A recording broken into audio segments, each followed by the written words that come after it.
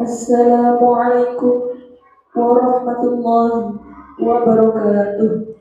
Waalaikumsalam warahmatullahi wabarakatuh. Alhamdulillahirabbil alamin wa bihi nasta'in wa ala umuri dunya waddin. Wassalatu wassalamu ala asyrafil anbiya'i wal mursalin sayyidina wa maulana Muhammad wa ala alihi wa sahbihi ajma'in. Amma ba'd. Yang kami hormati Ibu Kepala SD Negeri 1 Karangwas, yang kami hormati pula segenap Dewan Guru dan Teknik SD Negeri 1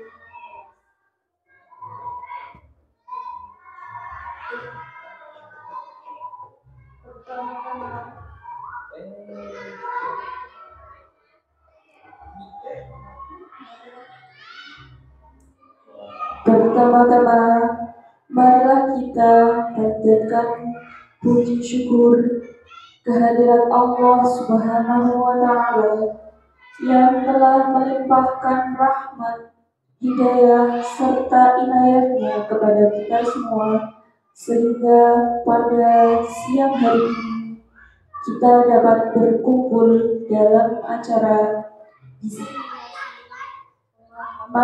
dan pengalaman penerapan budaya positif dalam keadaan sehat walafiat.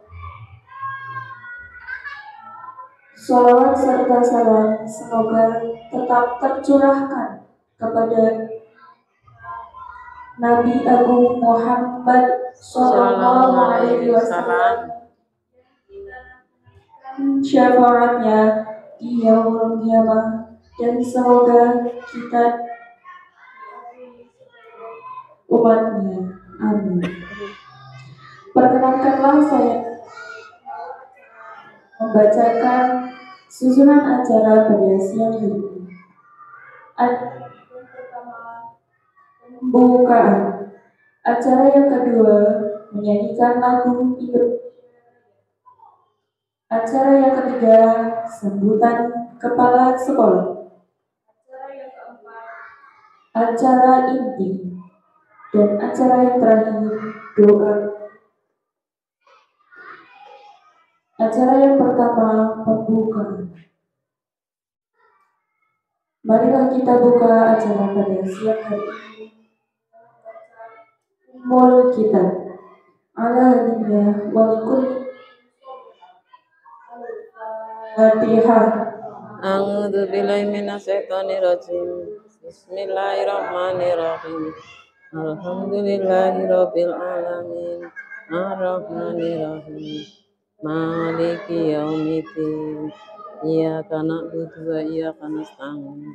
Ihdinas siratal mustaqim. Siratal ladzina an'amta 'alaihim ghairil maghdubi 'alaihim waladdallin. Angkat acara yang kedua menyanyikan lagu Indonesia. Hadirin dimohon berdiri.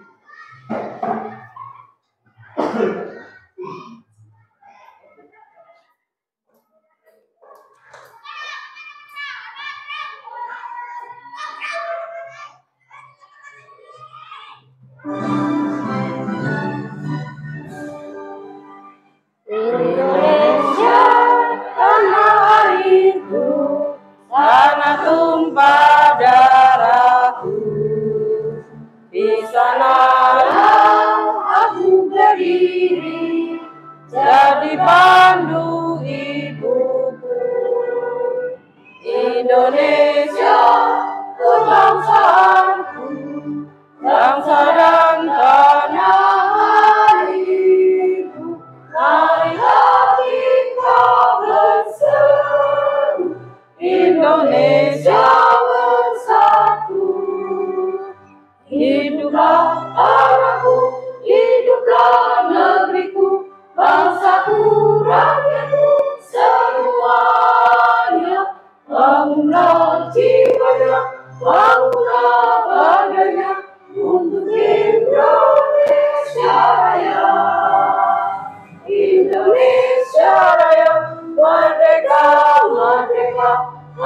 anakku, negeriku yang kucinta. Indonesia Raya, merdeka, merdeka, hiduplah Indonesia Raya.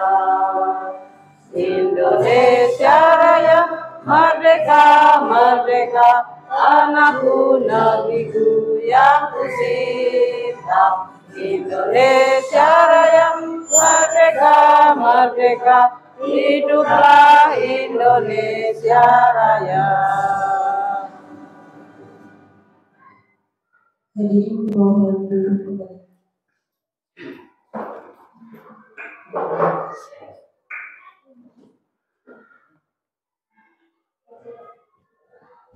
Acara yang ketiga, sambutan kepala sekolah kepada Ibu Dede. Waktu dan tempat kami persilakan. Bismillahirrahmanirrahim.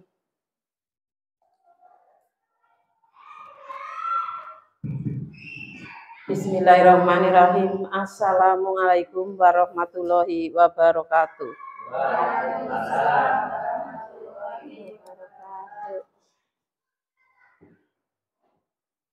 Yang pertama, mari kita panjatkan puji syukur kepada Tuhan Allah Subhanahu wa Ta'ala bahwa pada siang hari ini kita masih diberi sehat sehingga kita masih bisa berkumpul untuk mengadakan diseminasi CGP-nya Bu Pipit.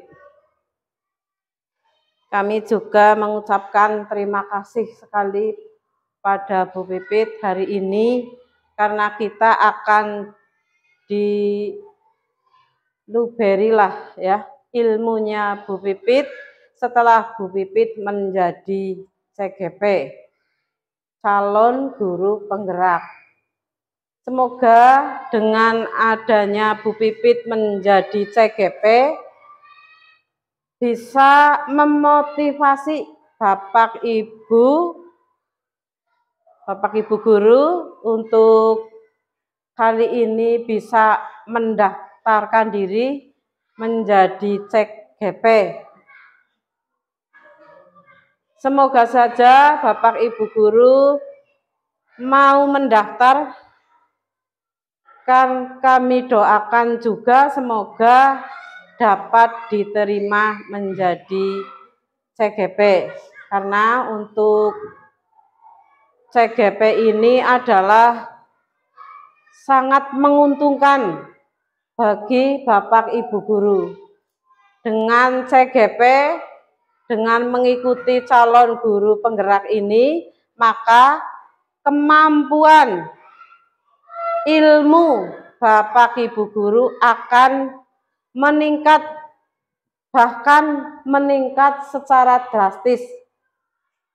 Sehingga Bapak Ibu guru akan berpengalaman menerapkan pembelajaran-pembelajaran yang ditularkan di CGP. Nah, untuk kali ini materi yang akan diberikan Bu Pipit itu adalah tentang disiplin positif. Nah, gimana Bu? Budaya positif. Ya, budaya positif. Nah, itu juga telah Bapak Ibu pelajari pada PMM. Kalau di PMN itu disiplin positif begitu ya Bu Pipit kalau di PMM gitu. Nah, setelah kita pelajari disiplin positif itu ya, saya merasa kalau pembelajaran yang sudah dulu-dulu saya lakukan itu sepertinya saya menjadi orang yang jahat begitu ya. Jahat kepada anak-anak karena kami sering menghukum, kami sering menunjuk-nunjuk, kami sering yang sebenarnya itu menurut saya benar, menurut Bapak Ibu benar, misalnya memberi hadiah, itu kan benar ya, tetapi itu adalah hal yang belum benar. Kenapa memberi hadiah itu belum benar? Itu karena anak-anak termotivasi untuk berbuat baik itu sebab apa? Menginginkan hadiah. Jika Bapak Ibu memberikan hadiah, anak akan berbuat baik, akan bersemangat. Tetapi ternyata itu hanya bersifat sementara. Jika Bapak Ibu tidak memberikan hadiah atau pujian, itu akan anak-anak akan tidak mau melakukan hal baik tersebut. Itu yang namanya bersifat sementara. Nah, itu nanti akan secara mendalamnya itu akan dibahas oleh Bu Pipit sebagai CGP di SD Negeri 1 Karanglewas di tahun 2023. Nah, sebenarnya CGP di SD Negeri 1 Karanglewas itu sebenarnya itu ada 2 orang, yaitu Bu Dwi Eni Rosiana dan Bu Pipit atau Bu Fitriani Yuniandari. Tetapi yang Bu Ana itu sudah menjadi kepala sekolah. Nah, itu untuk CGP juga akan menuju ke sana, ya, menuju ke sana. Nah, untuk pendidikan CGP ini juga seperti ditujukan ke sana ya Bu Pipit, untuk menjadi pemimpin atau menjadi, kalau di jenjang karir di pendidikan kami SD ya, menjadi kepala sekolah, menjadi pengawas, mungkin menjadi kabid atau bagaimana itu jenjang berikutnya.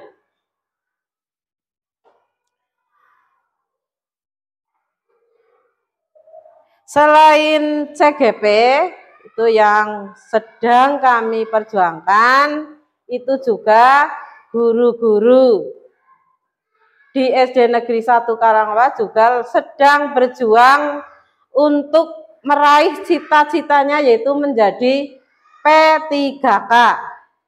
Seperti di sini ada satu Bu Nur Fadilah. Ya Bu Nur, ini semangatlah, bersemangatlah, sebab nasibnya sendiri harus diperjuangkan sendiri.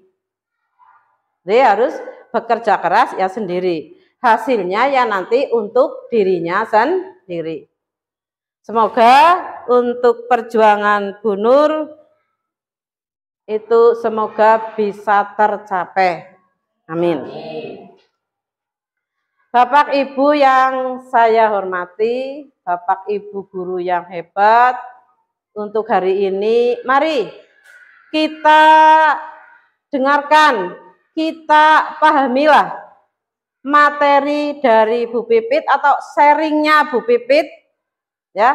Bu Pipit mungkin tidak merasa saya yang terpandai begitu, tetapi ini sekedar sharing dan mohon untuk diterima dengan baik. Mari kita beri semangatlah, kita dorong, kita kita ya beri semangatlah kepada Bu Pipit. Semoga untuk pembelajaran di CGP-nya itu sampai selesai, tidak ada suatu halangan apapun. Amin. Itu dari kami cukup sekian. Wabillahi taufiq wal hidayah. Wassalamualaikum warahmatullahi wabarakatuh. Waalaikumsalam warahmatullahi wabarakatuh.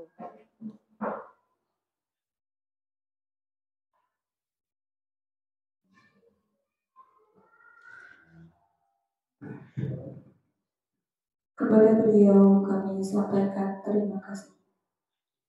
Acara selanjutnya yaitu acara inti. yang akan dibawakan oleh Ibu Fitriani Yunian dari SPD. Kepada beliau, waktu dan tempat kami persilahkan. Saya ke belakang ya, Bu. Oke, tunggu.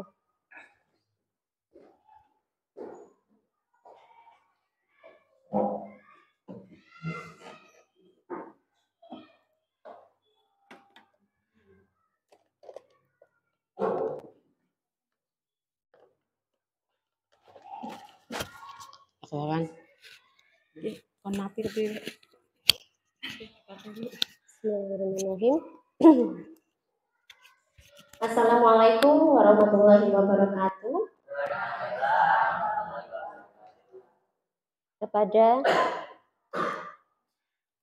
Kepada yang terhormat Ibu Kepala SD Negeri 1 Karanglewas beserta Dewan Guru, terima kasih saya ucapkan atas kehadirannya pada pagi hari ini.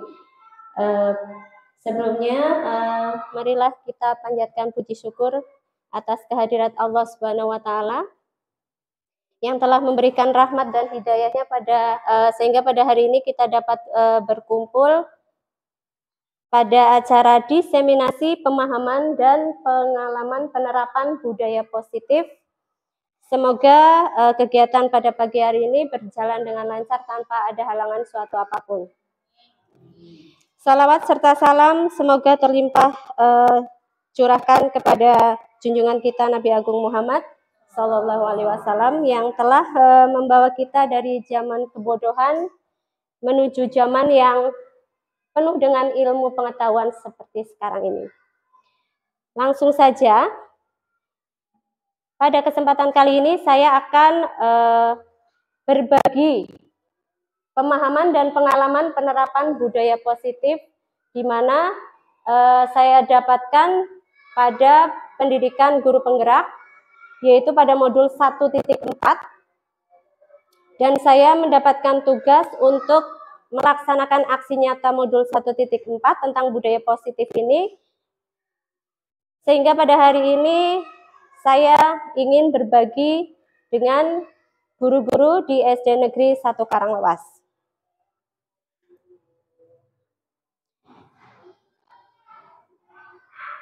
Pertama, saya ucapkan selamat datang para guru hebat, khususnya SD Negeri 1 Karanglewas. Mari belajar bersama, berkolaborasi, saling mendukung demi mewujudkan di sekolah kita yang tercinta ini. Siap Bapak Ibu? Siap. Siap, terima kasih. Oke, sebelum kita melaksanakan diseminasi ini, saya ada ice breaking supaya supaya lebih semangat dan juga konsentrasi. Oke? Cluenya, ikuti apa yang saya katakan. Siap? Siap. Ikuti apa yang saya katakan. Oke.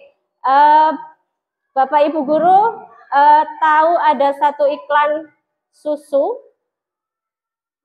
Susunya susu beruang. Susunya namanya beruang, susu beruang. Susunya isinya susu sapi. Iklannya hewannya hewan naga. Ada ya satu brand itu ya? Oke. Dalam satu iklan itu ada 3 hewan. Tadi ada beruang, ada sapi. Oke. Ada beruang, ada sapi, ada naga. Cluenya, ikuti apa yang saya katakan. Oke. Sapi, sapi, sapi. Sapi, sapi, sapi. Beruang, sapi, naga. Beruang, sapi, naga. Naga, sapi, beruang. Naga, sapi, beruang. Sapi, sapi, beruang. Sapi, sapi, beruang. Berapa beruangnya?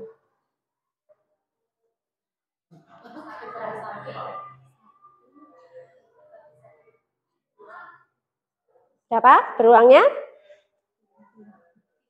3. Kurang konsentrasi. Oke, ikuti lagi.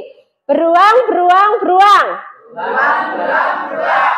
Naga, sapi, beruang. Naga, naga, naga. Beruang, sapi, beruang. Sapinya ada berapa? Pinter. Lagi. Sudah konsentrasi Bu Osi. Sudah paham ya? Oke, kita ulangi lagi. Beruang, sapi, sapi. Beruang, sapi, sapi. Oke. Naga, naga, sapi. Naga, naga, sapi. Beruang, beruang, beruang. Beruang, beruang, beruang. Sapi, naga, naga. Sapi, naga, naga. Berapa jumlah beruangnya? Pintar. Oke, tepuk tangan. Berarti sudah konsentrasi semua. Karena clue-nya itu ikuti apa yang saya katakan. Oke.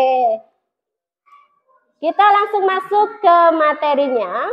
Konsep utama modul budaya positif itu ada beberapa materi di dalamnya. Yang pertama itu perubahan paradigma belajar. Kemudian yang kedua ada disiplin positif. Yang ketiga kebutuhan dasar manusia. Kemudian motivasi perilaku manusia. Posisi kontrol restitusi. Keyakinan kelas. Dan yang terakhir ada segitiga restitusi. Oke, untuk yang pertama itu pembelajaran dengan paradigma baru. Dalam pembelajaran dengan paradigma baru, dirancang berdasarkan prinsip pembelajaran yang berdiferensiasi. Sehingga setiap peserta didik itu belajar sesuai dengan kebutuhan dari tahap perkembangannya untuk mewujudkan profil pelajar Pancasila. Jadi sebelum kita dengan paradigma baru, kita selalu menyamakan semua siswa.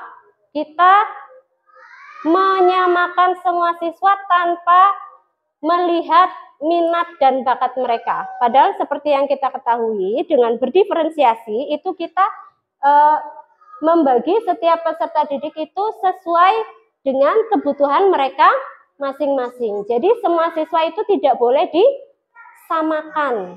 Karena bakat minat anak itu tidak ada yang sama, begitu. Dan sesuai dengan profil pelajar Pancasila. Seperti yang kita ketahui, profil pelajar Pancasila ada berapa elemen, Bapak Ibu?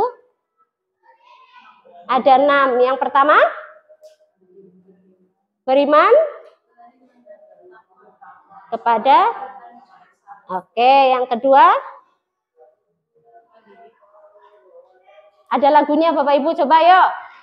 Belajar Pancasila, beriman dan bertakwa pada Tuhan dan berakhlak mulia, berkebinekaan, gotong royong mandiri, kreatif, bernalar kritis. Oke, jadi kita di sini mewujudkan siswa peserta didik kita itu sesuai dengan profil pelajar Pancasila. Oke, selanjutnya tentang disiplin positif. Disiplin positif, coba menurut Bapak Ibu, disiplin itu apa? Disiplin apa? Melaksanakan melaksanakan kewajiban atau tugas tepat waktu. Oke. Dalam budaya kita, makna kata disiplin itu dimaknai menjadi sesuatu yang dilakukan seseorang pada orang lain untuk mendapatkan kepatuhan. Kita cenderung menghubungkan kata disiplin itu dengan ketidaknyamanan. Jadi selama ini kita seringnya membuat anak disiplin, tapi banyak sekali anak yang melakukannya itu tidak nyaman atau tidak sesuai dengan hati mereka. Maka kita sebagai guru atau sebagai pendidik, tujuan kita adalah menciptakan anak-anak yang memiliki disiplin diri sehingga mereka berperilaku dengan mengacu kepada nilai-nilai kebajikan universal dan memiliki motivasi intrinsik bukan ekstrinsik. Motivasi dari dalam diri bukan motivasi dari luar, ya. Disiplin positif itu sendiri merupakan salah satu cara penerapan disiplin yang bertujuan untuk menumbuhkan kesadaran serta memberdayakan anak untuk melakukan sesuatu tanpa ancaman ataupun hukuman. Jadi peserta didik kita dalam disiplin itu mereka melakukannya dengan senang hati tanpa adanya hukuman, tanpa keterpaksaan. Jadi mereka melakukannya dengan senang hati.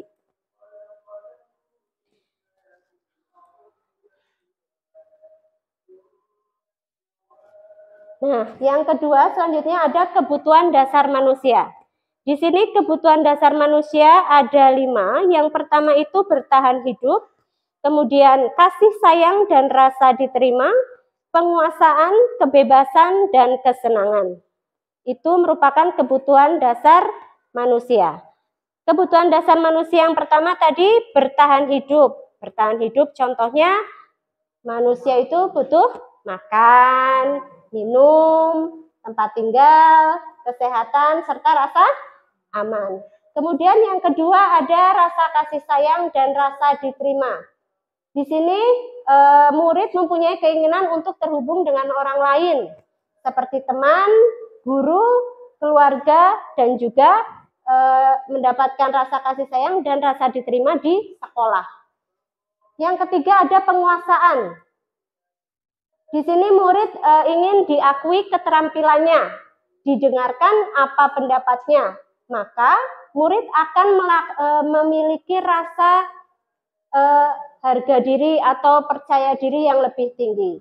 Kemudian murid juga diberikan kesempatan untuk membuat keputusan dalam hidupnya. Ini penguasaan.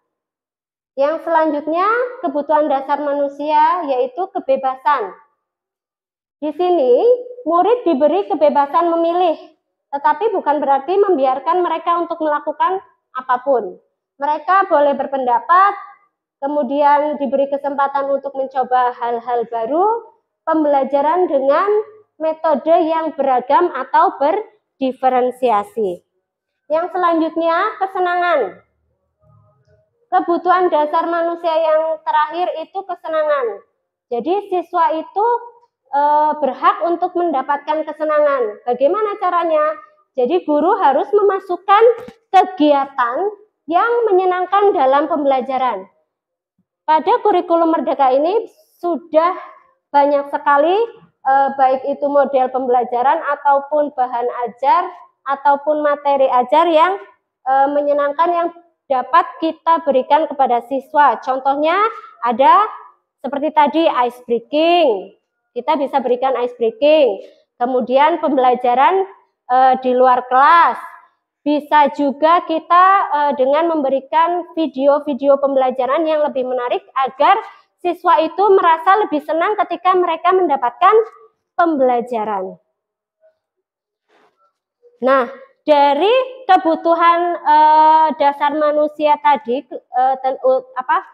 yang tertuju pada murid, maka ada motivasi perilakunya. Apa itu motivasi? Jadi motivasi itu merupakan dorongan yang lembut pada diri seseorang secara sadar ataupun tidak sadar untuk melakukan suatu tindakan dengan tujuan tertentu.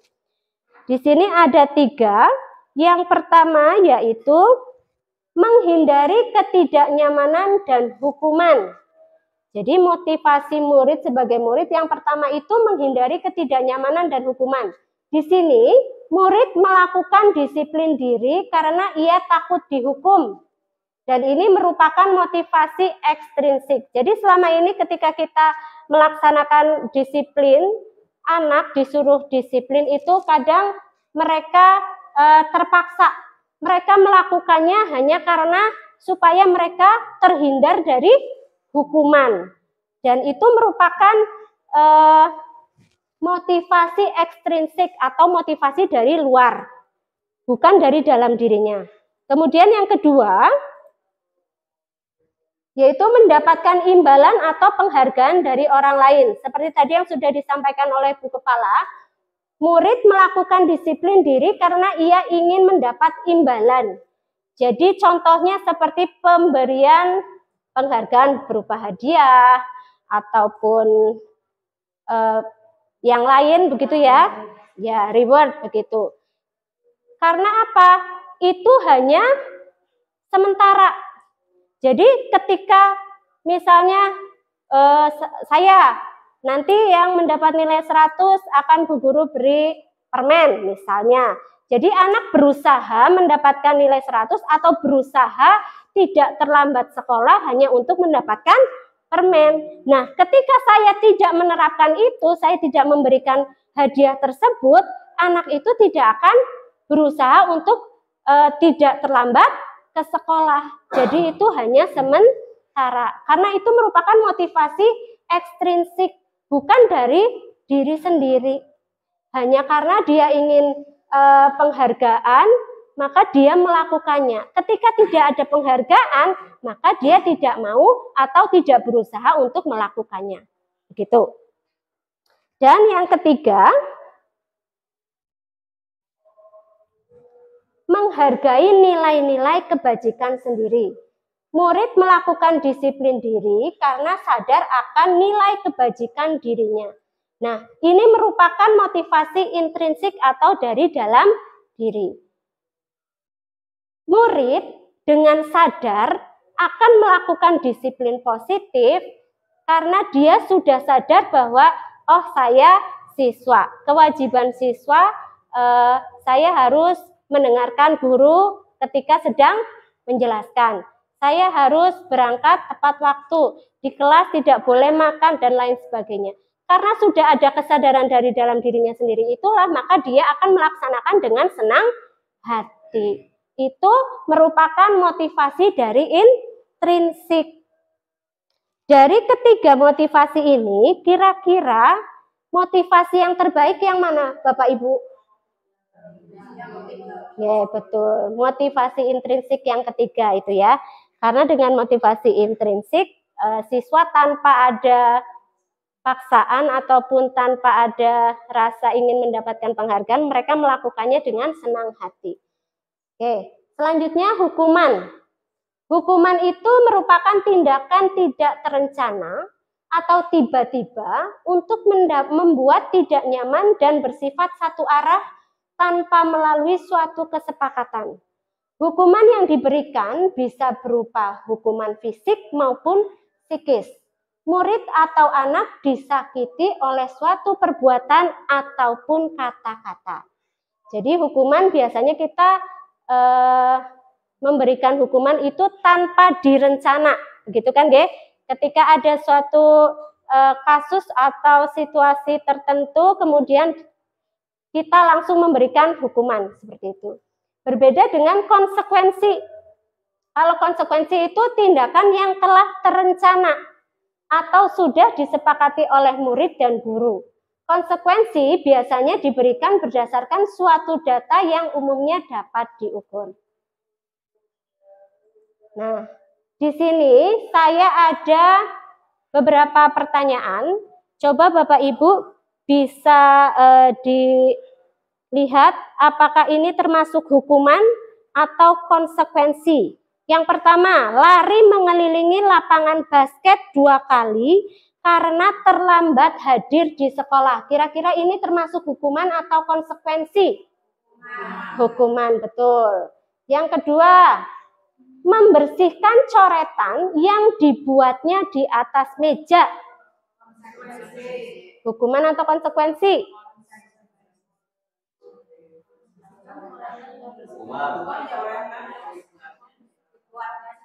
Apa kira-kira? Hukuman. Jadi ini termasuk hukuman. Kalau yang ketiga, menggantikan kertas tugas teman yang telah dia coret-coret. Konsekuensi, karena dia sudah mencoret-coret kertas punya temannya, maka konsekuensinya dia harus mengganti kertas temannya. Oke.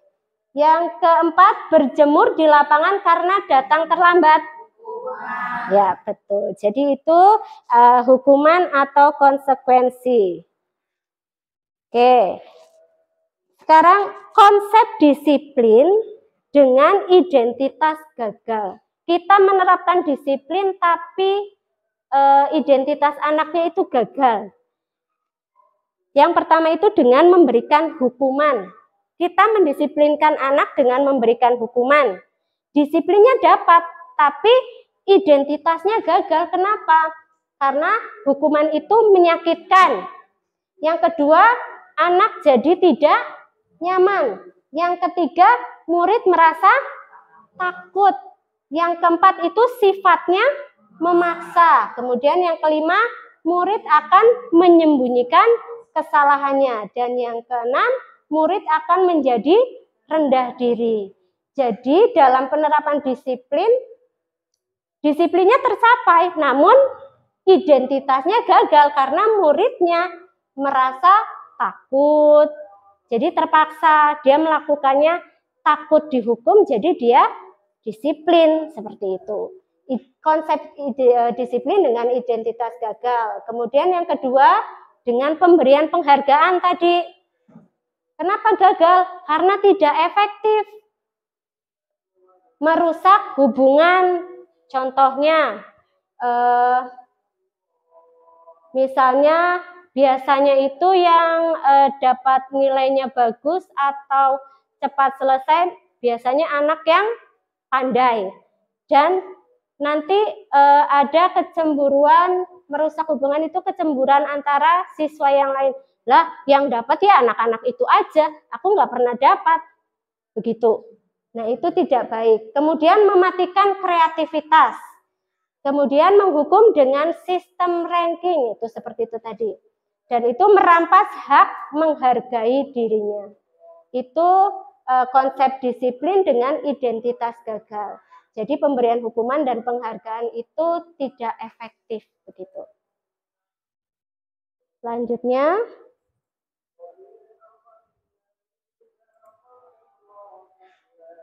nah sekarang konsep disiplin dengan identitas sukses itu yang bagaimana? Oke, dengan konsekuensi. Yang pertama, penguatan jangka pendek. Perlu monitoring berkelanjutan. Murid akan menghormati peraturan dan kehilangan waktu untuk merenungi kesalahan. Jadi kehilangan waktu untuk merenungi kesalahan, misalnya ketika tadi dia mencoret-coret kertas milik temannya, gurunya langsung, sudah itu diganti, kamu kan sudah. Padahal dia mungkin dalam hati, dia tahu dia berbuat salah, dia ingin minta maaf terlebih dahulu. Tetapi karena bu gurunya menyuruh hanya mengganti kertasnya saja, maka dia kehilangan waktu untuk merenungi kesalahannya. Padahal dia ingin mengucapkan maaf terlebih dahulu begitu. Selanjutnya ada restitusi. Nah, di restitusi ini murid bertanggung jawab untuk perilakunya. Fokus pada pemecahan masalah, murid menghormati dirinya dan orang lain, kemudian dirinya memegang kontrol atau teori kontrol, kemudian murid bersemangat memperbaiki kesalahannya. Nanti untuk restitusi akan dijelaskan lagi di bahan selanjutnya. Oke, konsep disiplin melalui pendekatan restitusi, yaitu sebuah cara menanamkan disiplin positif kepada murid. Pengertian restitusi. Restitusi itu adalah proses menciptakan kondisi bagi murid untuk memperbaiki kesalahan mereka, sehingga mereka bisa kembali pada kelompok mereka dengan karakter yang lebih kuat. Ciri-ciri restitusi, yang pertama, bukan menebus kesalahan, tapi belajar dari kesalahan. Kemudian yang kedua, memperbaiki hubungan. Yang ketiga, tawaran, bukan paksaan.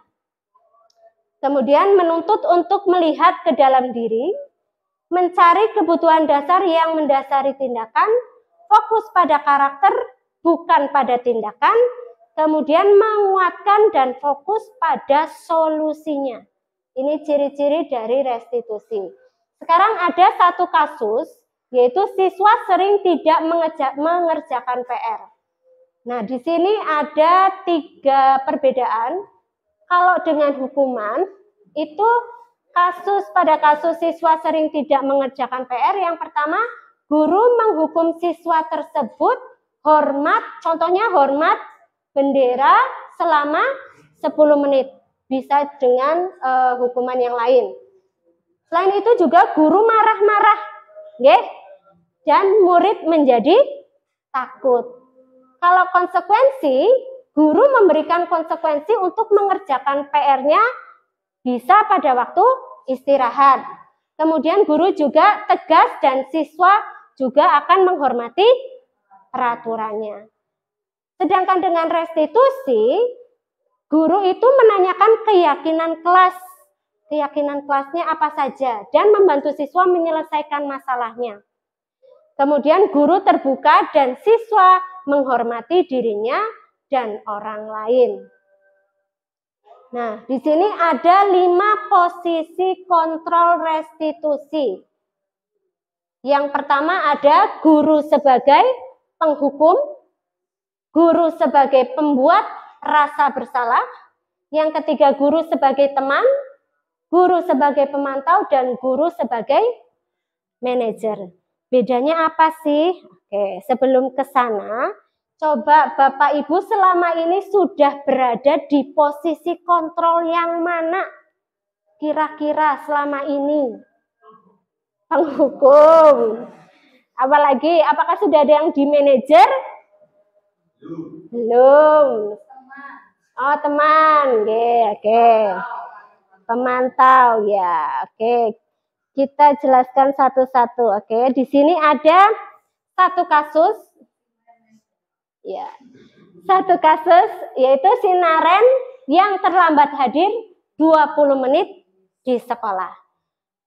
Contoh ini akan diterapkan dalam 5 posisi kontrol tadi. Yang pertama, guru sebagai penghukum. Oke, kita lihat.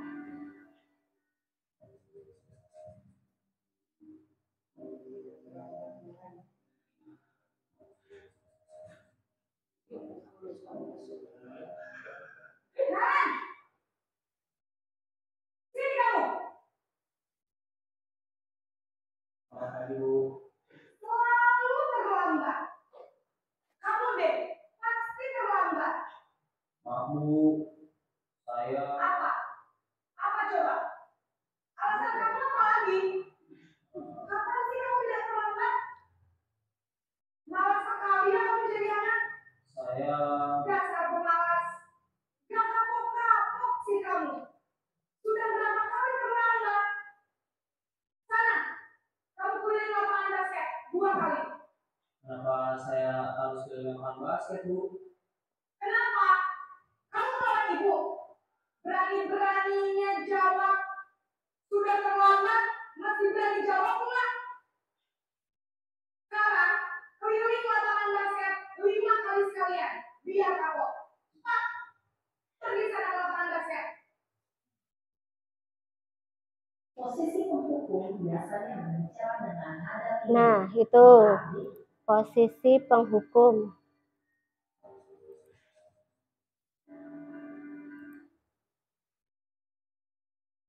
Oke, pada posisi penghukum, biasanya itu guru berbicaranya itu dengan menghardik, marah-marah, ya, menunjuk-menunjuk, berkacak pinggang, kemudian membentak. Selain itu juga hukumannya itu kadang verbal ataupun fisik, dari perkataan maupun fisik begitu. Oke. Dampaknya apa sih kalau kita ada di posisi penghukum? Nah, yang pertama, murid menjadi pendendam. Karena dia marah, otomatis dia akan dendam pada gurunya. Selain itu juga dia tidak akan menyukai guru atau mata pelajaran yang diampu.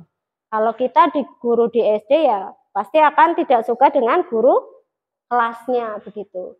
Jadi itu dampak posisi ketika kita berada di posisi guru sebagai penghukum.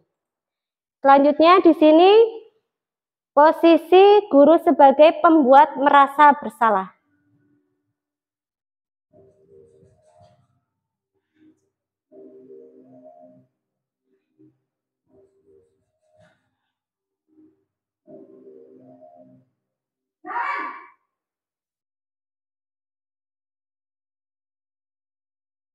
Ibu.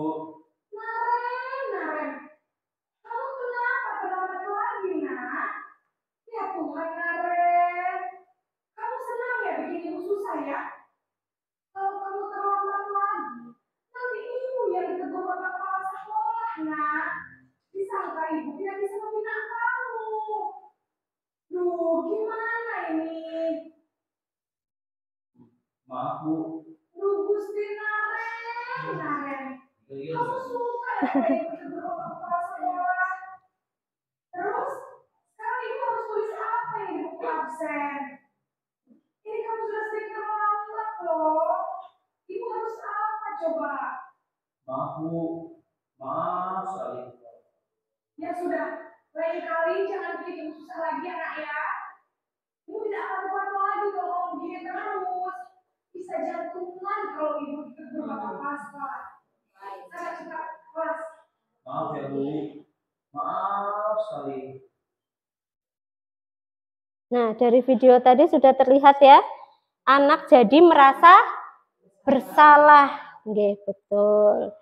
Nah, ketika kita berada pada posisi merasa bersalah, biasanya seorang guru itu dalam berbicara, itu suaranya cenderung melembut, kemudian tenang. Namun kata-katanya itu menyalahkan murid. Guru akan menyatakan hal-hal yang merasa kesalahan itu ada pada muridnya dengan membuat guru menjadi menderita. Nanti takut dimarahi oleh kepala sekolahnya begitu. Dampaknya apa ketika kita berada pada posisi pembuat merasa bersalah? Yang pertama, membuat murid merasa bersalah dan identitasnya pasti gagal. Kemudian rendah diri dan menarik diri dari lingkungan. Itu ketika kita berada pada posisi pembuat merasa bersalah. Bagaimana kalau pada posisi teman? Berikut.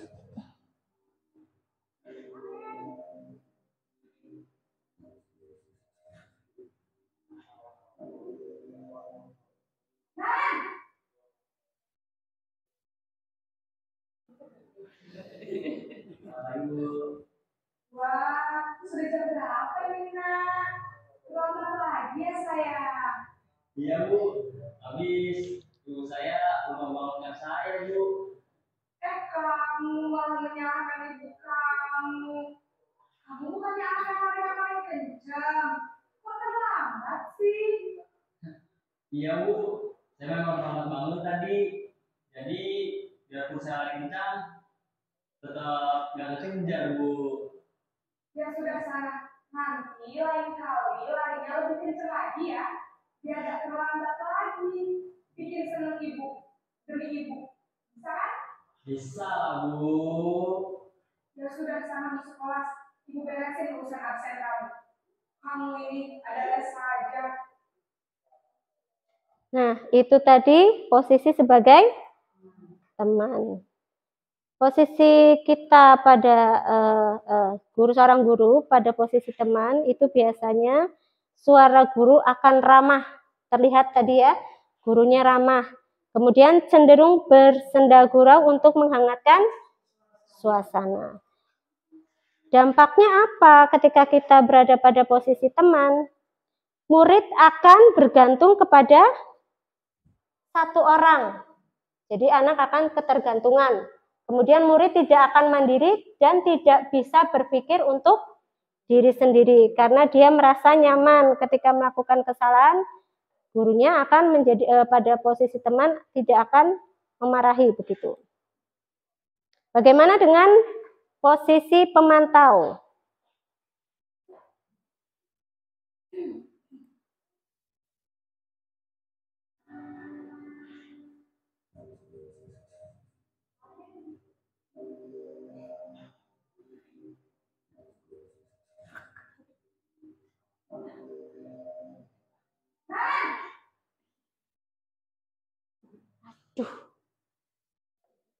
Ibu.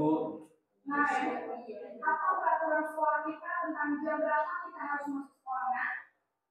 Kita harus di sekolah jam 7, Bu. Iya betul. Sekarang sudah jam 7.20. Kalian sudah tahu konsekuensinya jika terlambat hadir. Paham Bu, saya harus tinggal kelas pas jam istirahat selama 20 menit. Ya benar, konsekuensinya demikian. Jadi nanti jam 9.30 pas istirahat, kamu harus tinggal di kelas, kerjakan tugas tambahan untuk ketinggalan kamu, ya? Baik Bu. Nah, itu tadi posisi pemantau. Seorang pemantau akan bersuara datar, tidak emosional, tidak bersenda gurau, ataupun menggunakan suara yang tinggi. Kemudian tercipta identitas diri positif atau berhasil. Pemantau perlu senantiasa memantau. Pada saat guru diberikan sanksi, maka guru pun harus selalu mengawasi. Dampaknya apa? Murid akan menghitung konsekuensi dan hadiah tanpa memahami sepenuhnya nilai kebajikan yang dituju. Kemudian tidak sepenuhnya murid akan menjadi mandiri. Sekarang posisi yang terakhir sebagai manajer.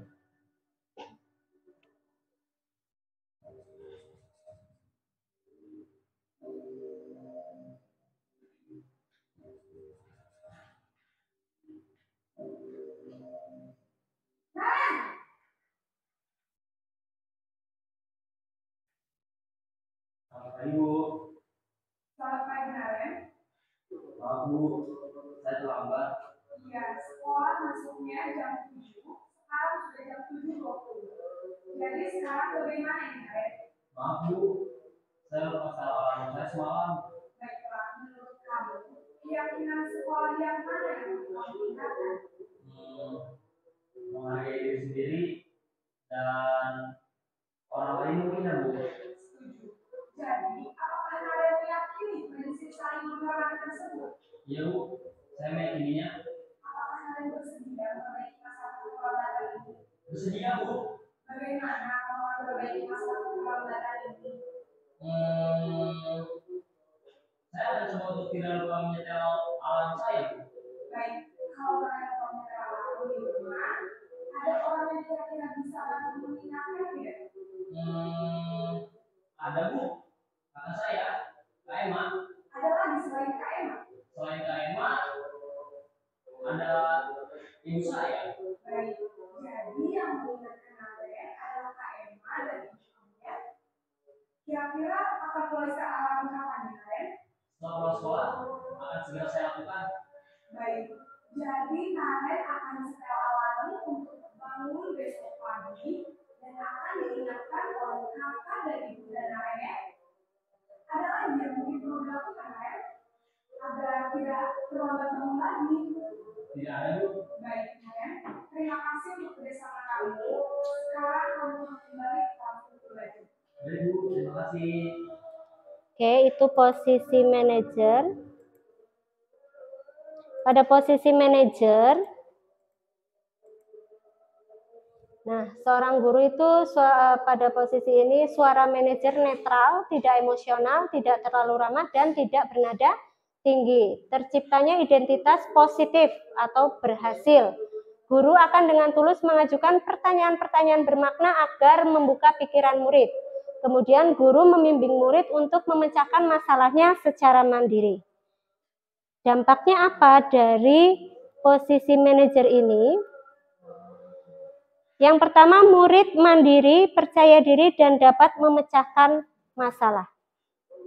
Oke, posisi mana yang dapat menunjang motivasi intrinsik murid dari kelima posisi kontrol tadi, Bapak Ibu?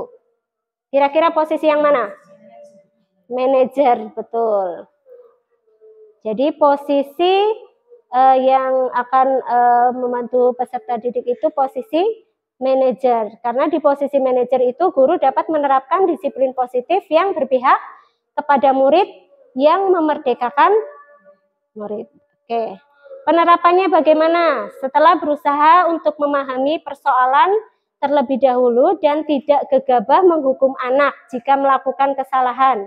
Kemudian mencari tahu penyebab dan cara menggali kebutuhan dasar yang tidak dapat dipenuhi oleh anak tersebut sehingga melakukan hal negatif. Dengan begitu kita dapat mencari solusi yang tepat. Oke, selanjutnya ice breaking sebentar, nggih. Cluenya bumi itu bulat. Cluenya bumi itu bulat. Kalau 5 ditambah 6 itu 1. 5 ditambah 6 1. 8 ditambah 0 3. Berapa 9 ditambah 10? Bumi itu bulat. 9 ditambah 10 berapa? Berapa? 4? Salah. 0? Salah. Bumi itu bulat. 9 ditambah 10. Salah. Salah. Ulangi lagi, ulangi. Ganti salah lagi. Ulangi ya. Bumi itu bulat. Oke. Bumi itu bulat. 1 ditambah 6 itu 1. Iya. 1 tambah 6 1.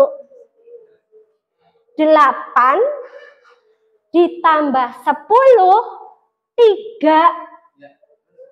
Ya. Pak Wawan harus jawab ya. Sekarang 10 ditambah 20 berapa? 2. Pintar. Cluenya bumi itu gimana? Yang bulatannya itu yang dihitung. 10 ditambah 20, maka bulatannya hanya ada 2. Begitu. Satu lagi. Ada 26 hewan di kandang. Ya. Hewan ketiga itu cacing. Hewan ke-10 itu jerapah. Hewan keempat apa? Yang ada di kandang? Hewan ketiga cacing. Hewan ke-10 jerapah. Hewan keempat apa? Kambing. Salah. Cluenya 26 hewan di kandang. Hewan ketiga cacing. Hewan ke-10 jerapah. Hewan keempat apa? Hah? Jerapah. Salah. Salah. Yang betul domba. Kan 26 abjad A sampai Z.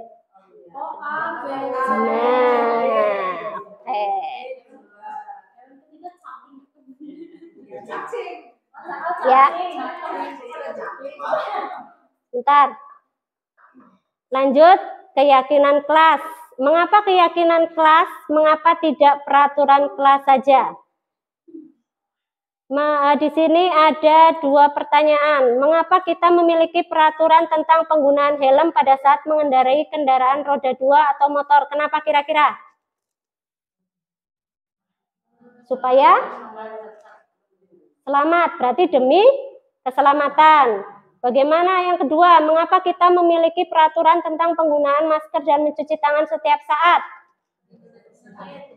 Berarti untuk kesehatan. Nah, kesehatan dan keselamatan itu merupakan keyakinan. Ketika kita yakin dengan memakai helm itu kita akan selamat, maka kita akan memakai helm. Ketika kita yakin memakai masker itu kita akan sehat, maka kita akan melaksanakannya. Itu yang namanya keyakinan.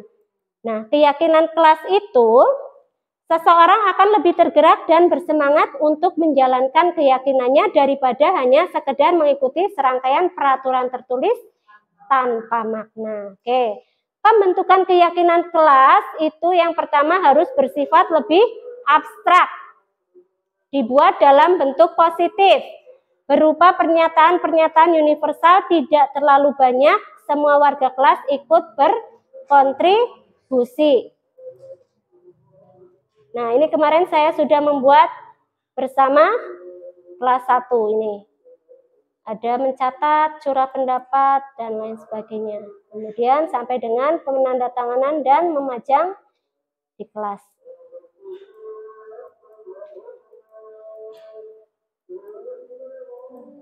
Refleksinya dengan keyakinan kelas, anak akan lebih antusias, anak memiliki kesadaran diri, dan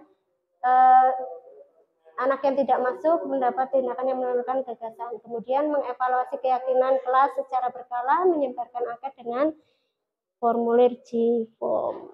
Oke, sekarang segitiga restitusi, materi yang terakhir. Yang pertama itu menstabilkan identitas, kedua validasi tindakan yang salah, ketiga menanyakan keyakinan. Menstabilkan identitas, kita semua akan melakukan hal terbaik yang bisa kita lakukan, dan seterusnya. Oke, di sini contoh penerapan segitiga restitusi. 1, kemarin Rio makan di kelas pada saat jam pelajaran. Nah, segitiga restitusi yang sudah saya lakukan ini. Nah, Rio ketahuan saat pelajaran dia makan di kelas. Penerapan segitiga restitusi yang saya lakukan ini seperti ini.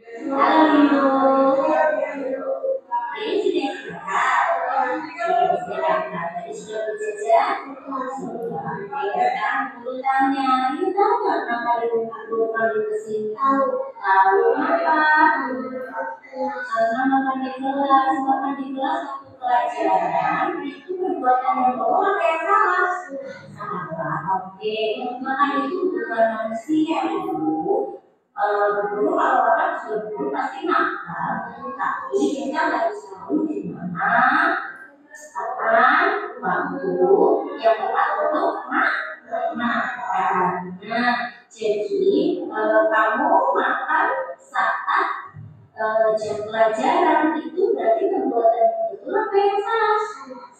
Nah, sekarang urutannya kenapa dia makan di kelas satu pelajaran? Belum sarapan.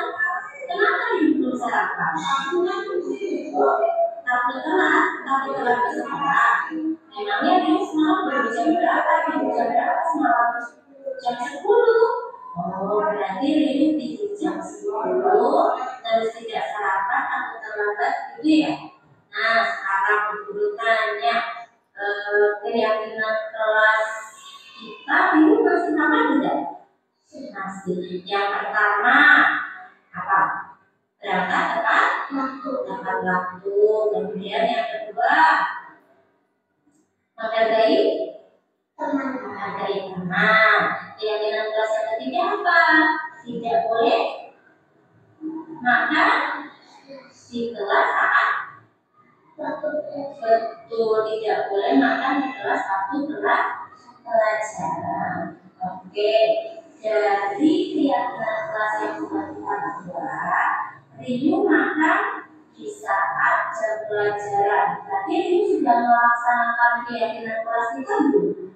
Nah, di sini guru tidak akan menghakimi dulu, tidak akan mengarahkan dulu, tapi di sini guru akan membantu mencarikan solusi buat Rio supaya Rio tidak makan di kelas lagi. Kira-kira solusinya apa menurut Rio supaya Rio tidak makan di kelas lagi? Harus sarapan dulu. Selain harus sarapan, tadi dulu juga takut terlambat. Berarti harus apa? Tidurnya tidak boleh. Tidurnya tidak boleh malam betul. Nah, ini tadi mau merubah. Besok mau sarapan? Tidak. Mulai kapan dia mau tidak makan di kelas lagi? Mulai kapan? Mulai besok, siap. Oke, berarti mulai besok dulu tidak makan kelas lagi, dulu sarapan. Siap. Oke, terus dulu sama dulu. Terima kasih. Oke, itu contoh penerapan segitiga restitusi yang kemarin sudah saya lakukan. Jadi tahapan yang pertama menstabilkan identitas. Di situ kita tidak menyalahkan. Kita memberikan, di sini ada contoh kalimatnya, berbuat salah itu tidak apa-apa. Jadi bukannya menyalahkan, tidak ada manusia yang sempurna. Yang tadi juga Bu Guru kalau lapar juga makan. Jadi kita tidak boleh menyalahkan begitu. Oke.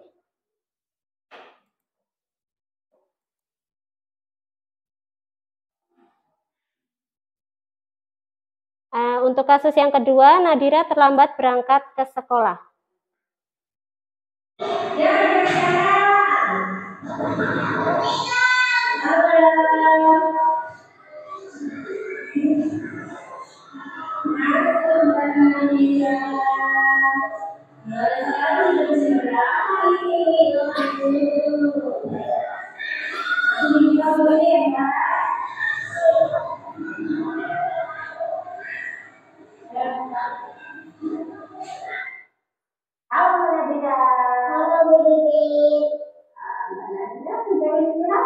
Sudah. Oke, Mbak Nadira tahu tidak kenapa Mbak Nadira begitu panggil ke sini? Tahu. Kenapa? Tadi pulangnya terlambat. Betul. Hari ini tadi Mbak Nadira berangkat terlambat ke sekolah. Guru mau tanya, berangkat atau terlambat berangkat ke sekolah itu kedua yang salah. Salah, betul. Tapi tidak apa-apa, semua orang itu pernah melakukan kesalahan. Begitu juga dulu juga pernah melakukan kesalahan. Jadi Nadira tahu bahwa terlambat berangkat ke sekolah itu perbuatan yang salah. Saya mau tanya, kenapa Mbak Nadira bisa terlambat datang ke sekolah? Tidurnya kemalaman. Oh, tidurnya kemalaman. Oh, tidur jam berapa semalam? Jam 10. Biasanya tidur jam berapa? Jam 2. Oh, biasanya tidur jam 8. Semalam tidur jam 10. Kenapa bisa tidur jam 10, Mbak Nadira? Oh, Mbak Nadira karena maksudnya asik. Jadi tidak tahu kalau tidur jam 10 ya? Oh, iya. Berarti Mbak Nadira terlambat karena semalam tidurnya kemalaman. Biasa tidur jam 8, semalam tidur jam 10 begitu. Oke, sekarang dulu tanya lagi, Mbak Nadira masih ingat keyakinan kelas kita tidak? Masih. Keyakinan kelas kita yang pertama sendiri apa? Yang tidak boleh terlambat. Betul, berangkat ke sekolah tidak boleh terlambat. Sekarang urusannya lagi, Mbak Nadira sudah sesuai dengan keyakinan kelas kita yang pertama ini tidak? Tidak, karena Mbak Nadira tadi berangkatnya terlambat. Tapi tidak apa-apa, itu tidak akan memarahi Mbak Nadira karena Mbak Nadira terlambat. Tapi di sini guru akan membantu Mbak Nadira untuk mencari solusi supaya Mbak Nadira tidak terlambat sekolah lagi. Ya, kira-kira menurut Mbak Nadira solusi apa yang bisa Mbak Nadira lakukan supaya tidak berangkat terlambat lagi? Tidurnya lebih awal. Betul, tidurnya lebih awal. Berarti tidurnya jam berapa? Jam 8. Oke, supaya kalau tidurnya lebih awal jadi bangunnya lebih awal juga, jadi berangkat sekolahnya tidak betul. Oke, berarti kira-kira mulai kapan Mbak Nadira mau tidurnya lebih awal? Mulai besok Mbak Nadira tidurnya lebih awal, tidak berangkat terlambat lagi ke sekolah. Bisa? Siap? Oke, tos dulu sambil dulu. Oke, berarti mulai besok ya Mbak Nadira ya. Oke, terima kasih Mbak Nadira. Oke, itu contoh penerapan segitiga restitusi yang kemarin sudah saya lakukan. Nah, Dalam penerapan program disiplin positif, itu hendaknya guru memiliki standar kepribadian profesional dan sosial yang baik, di mana guru mampu berefleksi pada posisi kontrolnya saat ini, bagaimana perjalanan dirinya sebagai seorang among atau posisi manajer yang menuntun murid-muridnya menjadi insan yang mandiri. Semoga pada sesi belajar kita hari ini membawa manfaat sehingga memotivasi pelajar berprofil Pancasila. Salam merdeka belajar. Kiranya itu saja dari saya, semoga bermanfaat dan semoga bisa kita terapkan di sekolah kita yang tercinta ini. Amin. Itu saja yang dapat saya sampaikan. Terima kasih. Wabillahi taufiq wal hidayah. Wassalamualaikum warahmatullahi wabarakatuh. Waalaikumsalam warahmatullahi wabarakatuh.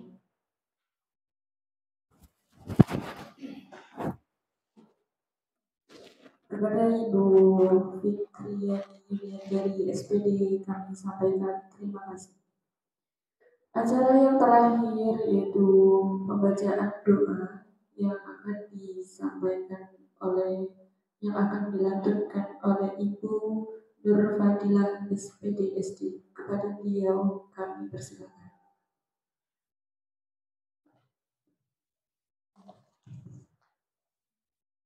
Bismillahirrahmanirrahim. Bapak Ibu, kita berdoa bersama-sama semoga yang disampaikan sama Bu Bibit bermanfaat kita. Semoga untuk kita dapat mengikutinya ya. Jadi kita berdoa bersama-sama dengan mengadakan Alhamdulillahirabbil alamin. Hamdan syakirin, hamdan na'imin, wa yukafi masjidah, ya Rabbana lakal hamdu kama yanbaghi li jalali wajhik. Allahumma as'aluka salamatan fid din wa ziyadatan fil ilmina wa barakatan fil rizqina wa taubatan qabla al-mautina wa rahmatan 'inda al-mautina wa maghfiratan ba'da al-mautina. Allahumma hawwi 'alaina fil syahratil mautina wa najata minan nar wal 'afwa 'inda al-hisab. Rabbi firli wa liwalidayya warhamhuma kama rabbayani shaghira. Rabbi ij'alni muqimal shalat salamatan wa min dzurriyyatan rabbana wa taqabbal du'a. Rabbana wa hab lana min azwajina wa dzurriyyatina qurrata a'yun waj'alna lil muttaqina imama. Rabbana atina fid dunya hasanah wa fil akhirati hasanah wa qina adzabannar. Rabbika rabbil izzati amma yasifun. Wassalamu ala mursalin walhamdulillahi rabbil alamin.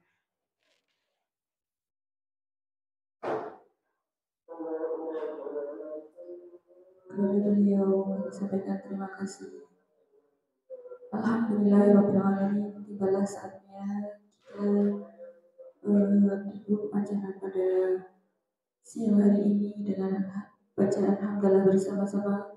Alhamdulillahirabbil alamin. Semoga acara pada siang hari ini dapat bermanfaat bagi kita semua. Apabila terdapat tutur kata dari saya pribadi mohon maaf yang sebesar. Wallahumma finila aqwamit thoriq. Wassalamualaikum wabarakatuh. Waalaikumsalam warahmatullahi wabarakatuh. Ini kita akan membuat keyakinan kelas. Ada yang tahu keyakinan kelas apa? Apa yang namanya? Peraturan yang ada di kelas, betul. Siapa lagi? Oke, keyakinan kelas itu peraturan yang ada di kelas. Jadi hari ini kita akan membuat kesepakatan kelas atau keyakinan kelas supaya di kelas kita nanti kalian berlakunya atau berbuatnya sesuai dengan keyakinan kelas.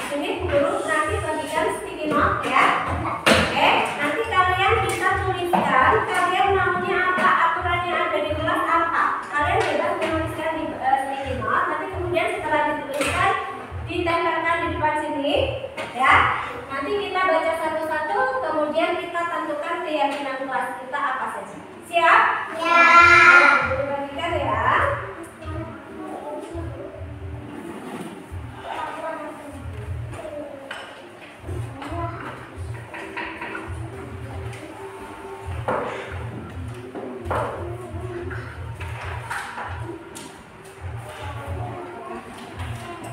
Silakan langsung ditulis. Kalian ingin aturan di kelas kalian apa? Oke. Ya, yang sudah bisa ditembakkan depan. Satu-satu. Oke. Oke, sudah mundur.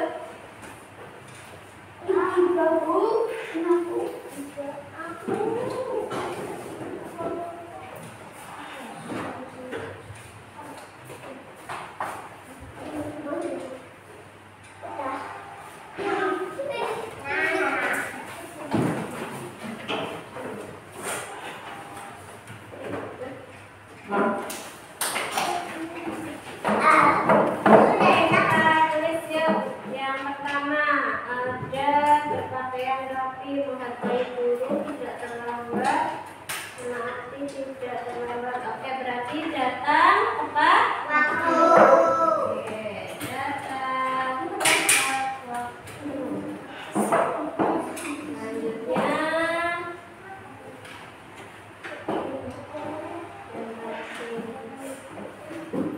menghargai. Oke, yang kedua menghargai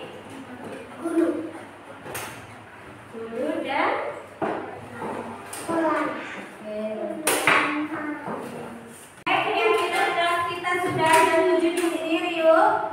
Ya, sudah ada 7 ya. Yang pertama datang tepat waktu, menghargai guru dan teman, berpakaian rapi sesuai dengan aturan sekolah, menjaga kebersihan kelas dan sekolah, kemudian tertib saat proses belajar mengajar, berbicara yang baik dan sopan, dan yang terakhir mengerjakan tugas dengan sungguh-sungguh. Oke, berarti